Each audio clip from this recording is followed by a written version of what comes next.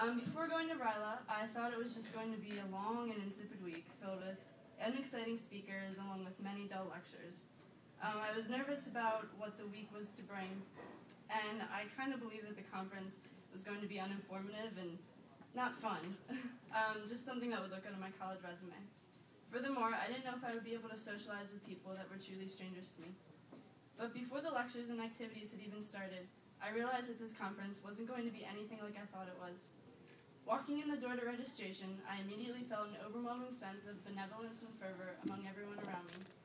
Both the students and staff were caught up in the moment and the excitement of what the week had to offer, and it was pretty infectious. The first evening kicked off with our keynote speaker, who came as a bit of a surprise to us, Dennis Barger, a 68-year-old guy with fairly severe ADHD, talked about starfish for 3 hours that night.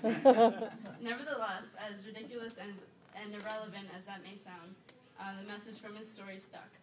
He said a leader doesn't have to go out and change the world in a day. In fact, making a difference in just one life is far more powerful than simply sitting and watching it all go by. Another speaker that stuck out to me was a man by the name of Dan Bealey. He presented us with 4 adults who were enrolled in rehabilitation programs for drugs and alcohol.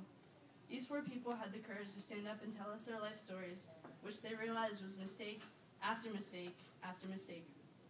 I was taken back by their humility and composure and sheer honesty in talking to a group of 140 complete strangers and teenagers about their addictions. But what truly struck me about RYLA didn't come in a lecture or in a PowerPoint or through a handout. What truly struck me about RYLA was its ability to bring together 140 students across a 7-county district so quickly and so wholly. It is unbelievably difficult to explain and understand how in less than 96 hours I ended up trusting people more than I trust those I've known since my freshman year. I feel incredibly connected to each and every one of these kids, and I know that they feel the same. Before we left the conference on Thursday, a Facebook group was started called RYLA 2012 District 7390, so that even if we couldn't see each other as often as we'd like, we still had a way of communicating and keeping up with everyone. I can honestly say that RYLA was one of the greatest experiences of my life. I have never felt more a part of something than I do now. I will never forget the 139 friends I made and all of the memories we shared throughout the week. But above all, I will never forget what it is Rotary has taught me. A commitment to the motto, service above self, endows you with vision to see, faith to believe, and courage to act.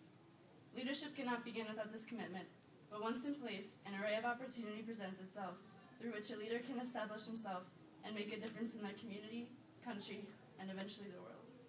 Thank you.